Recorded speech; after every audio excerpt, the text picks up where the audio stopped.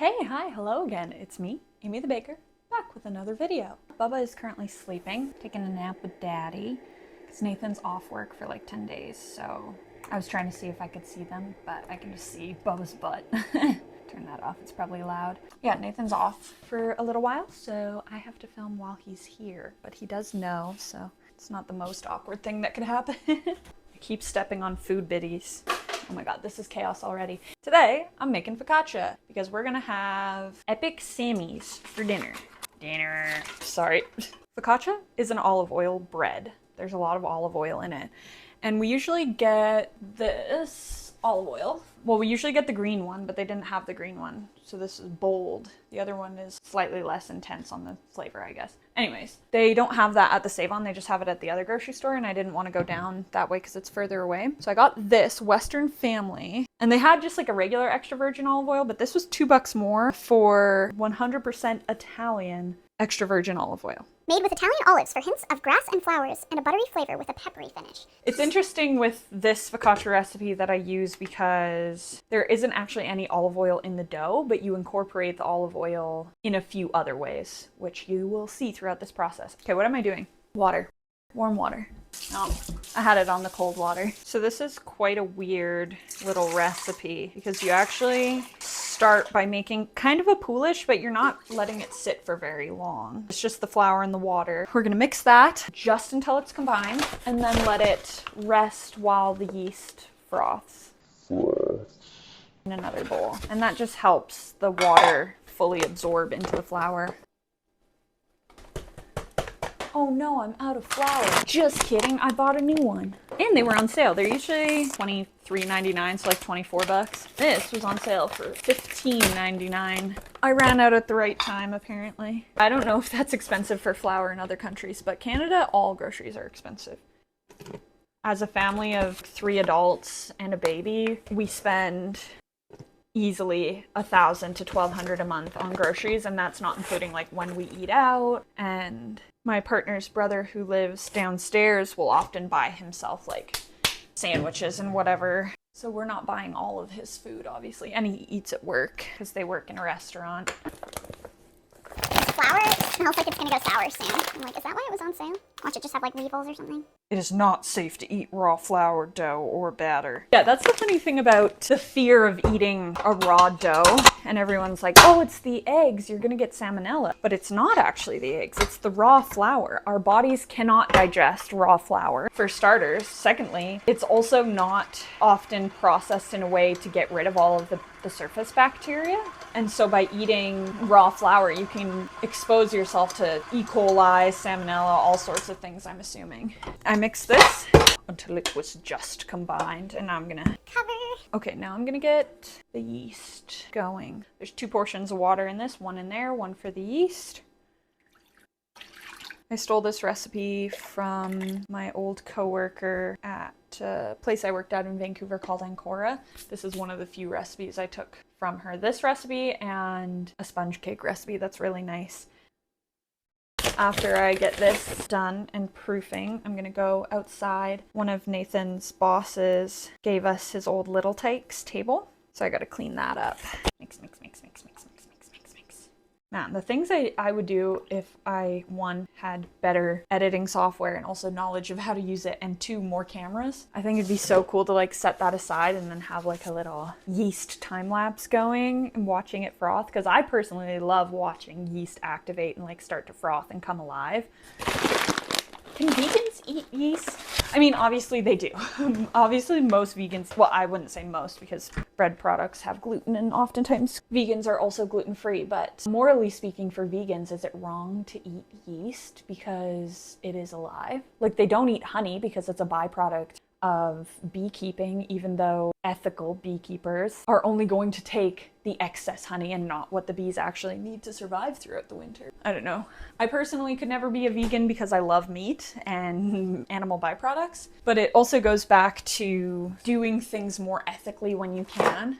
In the future, hopefully near future, we want to get a deep freeze for downstairs. So instead of going and buying the factory farm raised beef, we can go to a local place where they treat the animals very well here and buy a half cow or a full cow and then freeze it and use it throughout the year. And that's far more ethical than, buying something that's being shipped all over the place and da-da-da. Also, it's like, in regards to veganism, a leather coat, for instance, is going to last you a lifetime, if you take care of it properly. Whereas a synthetic leather, which is essentially plastic, will last a couple of years maybe. And then you're having to buy another one and another one and another one, which is worse for the environment than just having one leather coat for your whole life. So what is more ethical, If you're just strictly, I'm a vegan and I'm better than you because I'm a vegan and that makes me more ethical just automatically, well, no. How many animals get killed in the farming of fruits and vegetables because they're eating the crops? The farmers are killing those animals that are eating their crops. So, I just think it's a lifestyle choice, and there's not ethical high ground for any sort of lifestyle choice to be truly more ethical than the average consumer. All that it takes is to weigh your options more instead of just buying what's in front of you. Anyways, that's a whole rant. I'll be back in a couple of minutes when this is ready. I'm back. The yeast is yeasted. I'm gonna grab a scraper. Plastic bench scraper, baker's best friend. Well, if you do bread anyways. In general, like a rubber spatula is probably one of the best tools. I'm just going down the edges, making sure there's nothing really stuck. I mean, there's a little bit, but for the most part, it's pretty good. And then I'm gonna give this a little mixy mix, nice and frothy. Dump it in. I like to use the paddle of the mixer and just break up the dough a little bit. It's not super imperative or anything. It just kind of helps to not splash the water up the edges. Makes a bit less of a mess. And then we're gonna start on low just so it doesn't spray up everywhere. And when it looks like the water's mostly combined, I'm gonna add the salt, which I measured after I stopped filming because I forgot I needed it. Okay, I'm gonna turn it up and add the salt. And then you're really just mixing this until it comes together. Oh, Bubby's awake, I just heard him cry. I knew that this would wake him up probably, so I tried to wait until it was closer to the end of his nap time. So yeah, it's very lumpy, and that's good. The next thing is the olive oil. When I was doing it in industry, I would always weigh the amount of olive oil just so it was consistent. But at home, I don't really care. I just kind of coat the bottom. It smells good. Coat the bowl. Hello! I'm filming. You have to cut that part. Obviously. Yeah, so I just make sure the olive oil is all coated on the bottom and then plop it in. I'm gonna wrap this up, let it double in size, and then I will be back for the next step. I think there's 2 more steps before we do the final proof and bake. I'll see you again right now. I'm back. Oh God, I just almost slipped. And the bread has risen. I got caught up doing lunch. Couldn't get back to it when I wanted to. Initially, you add a bunch of olive oil to the pan, spread it around, and then bread baker's best friend, go around the edge and scoop the dough into the middle. I'll do it towards you. A nice whomp, plop, and then you want to get some olive oil on your hands. We're gonna fold it 4 times. Oh gosh. 1. Oh, I should have turned the whole pan. What am I doing? 2, 3. See how it's getting smoother as I do that? 4. Tuck it all in. And now I'm gonna cover this and I'm gonna let it rest again until it's about doubled.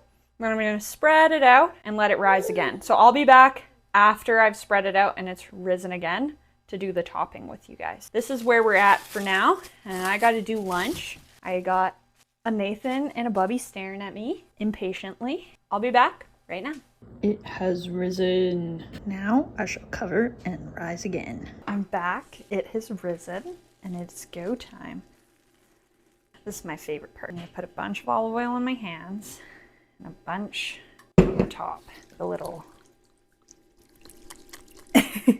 And then just massage it very, very gently. Massage the bread. And then when that's done, we're gonna go in with our fingers.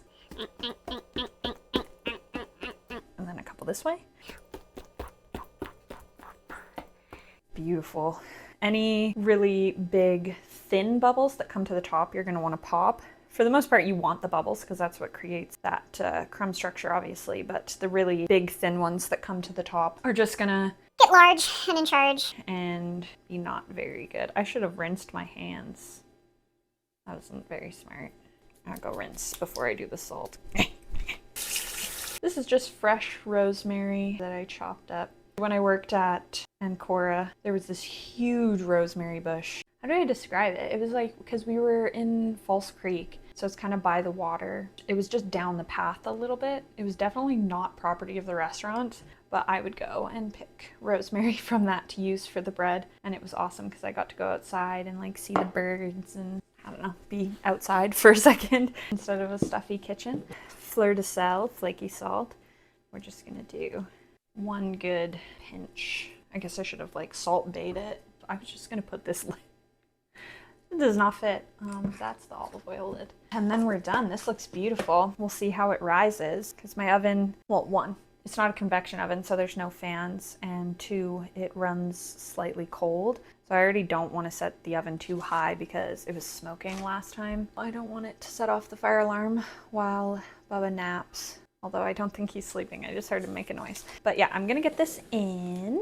I won't be back until we do a taste test, probably with the sandwiches. Nathan might be in it. Yeah, don't you worry, don't you fret. This video is not over yet, for I, Amy the Baker, and potentially a couple of guests will be back for a taste test right now. I'm back, and obviously there's been a change of plans. Last night we went to the local Christmas craft fair, and it was so busy, and then we got home and had to do dinner immediately, and we just weren't feeling up to filming. I mean, I would have done it. I often film when I don't feel up to it, but Nathan was like nervous. Understandably so. It took me a long time to be comfortable on camera, so I get it.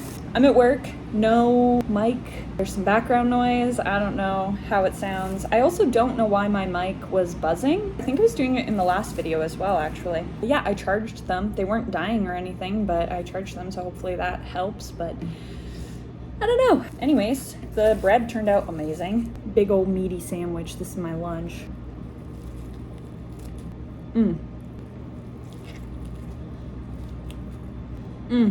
This is so good. I was thinking some more about the whole rant I went on about vegans, and I mean, I've thought a lot. I've thought it to death, honestly. But the gist of my argument against, like, not veganism in general, I obviously don't have anything against someone who just eats vegan. I have things against anyone who thinks they're above someone else in general, because we're all humans.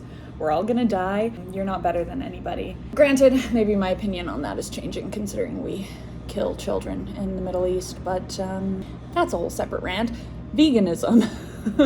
I think ultimately there is no ethical consumption under capitalism. There just isn't. And I'm not the first person to say that. I won't be the last either, but it's the truth. The problem is we've been so convinced of our individuality that we don't put blame on the people who are actually to blame, like the large corporations, the government, all of these driving forces that are actually causing climate change, poverty, food scarcity. The list goes on and on and on. I grew up and now live again in a farming community.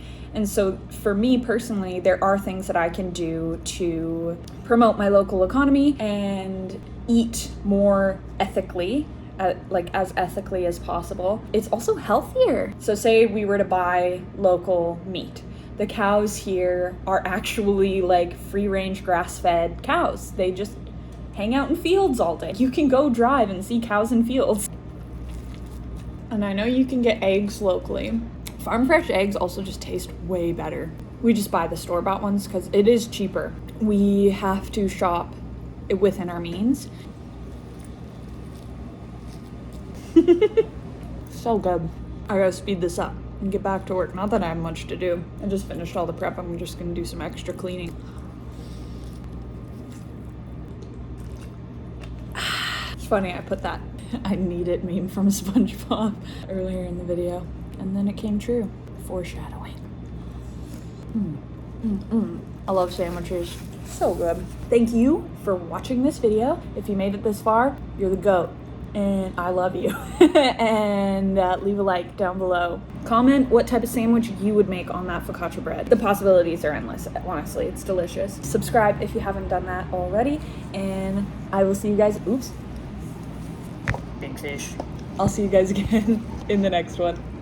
Peace.